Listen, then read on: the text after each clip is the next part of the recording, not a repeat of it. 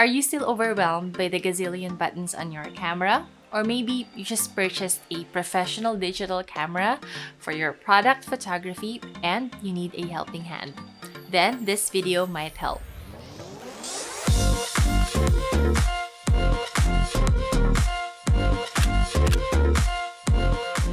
Hi, my name is Rose. I am a food and product photographer, Skillshare top teacher, creative entrepreneur, and frustrated singer. In this video, I will be sharing my most used camera settings and buttons to get you started. Everything that I will be sharing came from personal experiences that I accumulated from years of photographing food and products for local businesses. So without further ado, let's dive in. Let's start with the term that you will be hearing a lot in this video. Light is everything in photography, and exposure is simply the amount of light that you let into your camera, or in formal definition, exposure is the amount of light that reaches the camera's sensor to record the image. The amazing thing with any camera is that you have control on how exposed you want your image to be, regardless of lighting conditions. You can turn a dark scene a little brighter and a bright scene a little darker. You control this using the combination of 3 camera settings: aperture, shutter speed, and ISO. You might have heard of the exposure triangle. Exposure triangle is the photography term that describes the relationship between the 3 elements that determine the exposure of a photo: aperture, shutter speed, and ISO. The way these 3 factors are balanced determines the final appearance of a shot and the feelings it evokes. Looking at my camera here, when I press the display button, I can see my aperture number here, my shutter speed, and ISO. When I adjust each setting, it also changes the overall look of my photos. So, how do we balance these 3 settings and create the image that we want? We need to understand and familiarize ourselves to the use and benefits of the 3 most important camera settings, starting with aperture. Aperture is the opening inside the lens that allows light to enter the camera. In human anatomy analogy, aperture is like the pupil in a human eye. It's the hole in the lens that permits light to enter through to reach the camera's sensor. The aperture can be opened up wide to let in more light into the camera, giving you a brighter exposure, or made to be smaller to create a darker exposure. The size of the aperture is measured with f-numbers or f-stops. I know it's mind-boggling, but the higher the f-number, the smaller the opening in your lens, and the lower the f-number, the wider the opening of your lens. I know it sounds confusing at first. Just remember that higher numbers equals deep depth of field and less light are reaching your camera sensor. Lower numbers equals shallow depth of field and more light reaching your camera's sensor. To show an example, I will be photographing this organic soap with the main ingredient as props. I want to give my viewers an idea that cucumber is the main ingredient, so I will be putting it in the front and back. To make sure that the soap is the hero in this photo, I will be setting my aperture to the lowest number, which is 2.8 for this lens. Because the lens opening is wide, my photo is also a bit brighter.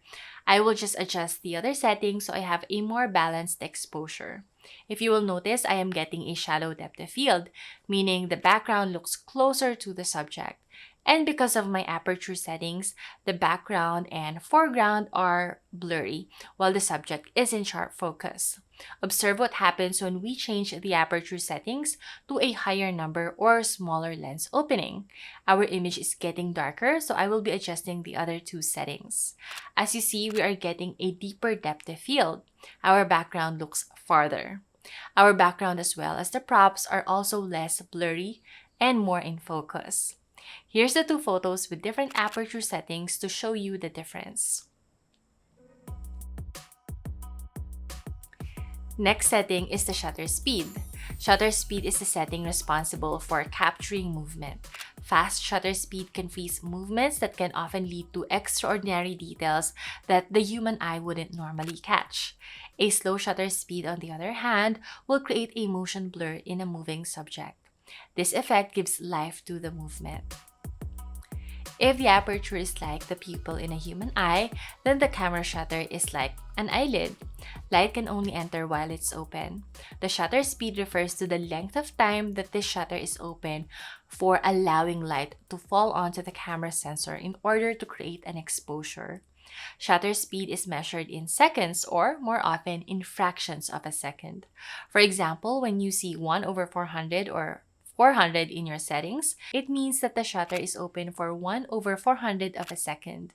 That is a really fast shutter speed. A fast shutter speed can capture movement, however, less light enters your camera. This is why the other two settings, aperture and ISO, are very important. Opposite to fast shutter speed is a slow shutter speed.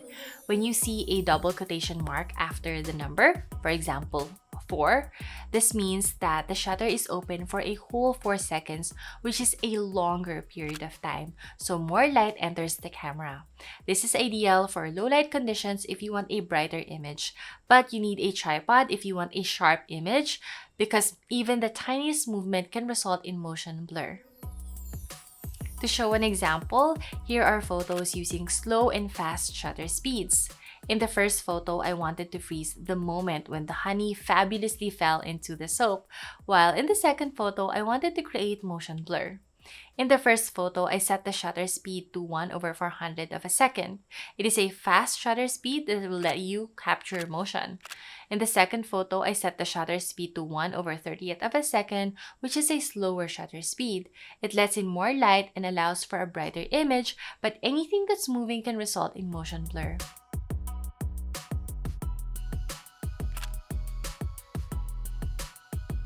Final setting is the ISO. ISO, the third piece of the exposure triangle puzzle, is a measure of how sensitive the sensor is to light.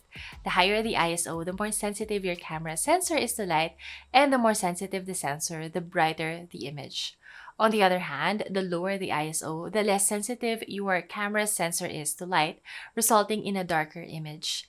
It sounds straightforward, and you might think of bumping your ISO to the highest, but a high ISO comes with a side effect. A high ISO can create noise, which can reduce the image quality and can result in a less sharp look. When taking product photos, you generally want a crisp, sharp image. So you have to pay attention when setting up your ISO.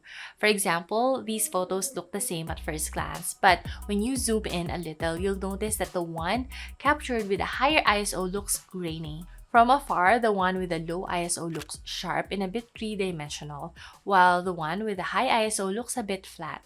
Just a note that I am showing these examples to educate. I don't want you to ever feel anxious when there is a need to bump the ISO higher. If you ever find yourself in a situation when you need to take photos in a dark location or low light condition and you don't have a tripod to compensate with shutter speed, bumping the ISO might be your only solution.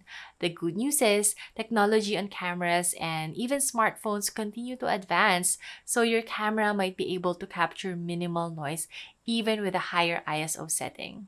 My tip is to get to know your camera's ISO limits and experiment with higher settings and see the effect on your image. For example, in my setup here, I wanted to create a dark and moody look, so I decided to use just a strip of light to give me that effect. This is a very low light situation, so bumping the ISO can be a lifesaver. And here's the result and final photos. I know you still have lots of buttons on your camera that need demystifying, so I created a whole class especially for that. You can access this class plus 35,000 classes taught by amazing creators and photographers around the world, starting with a 1 month free.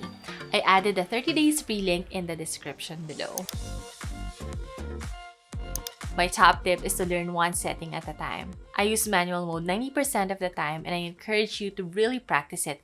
But if ever it gets overwhelming, start with the priority modes. Decide what your creative priority for the photograph is. Is it the magical blur or the freezing of time? From there, you can choose which priority mode to shoot on. Observe the settings that your camera chooses to match your setting to familiarize yourself. From here, you can slowly but surely ease into manual mode, where you set the aperture, shutter speed, and ISO yourself.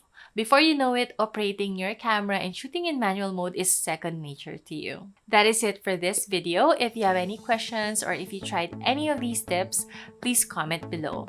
If you want to request a video or any photography related tutorial, just let me know through the comment section too. That's the thing, my channel is very small, so let's take advantage of our intimate community.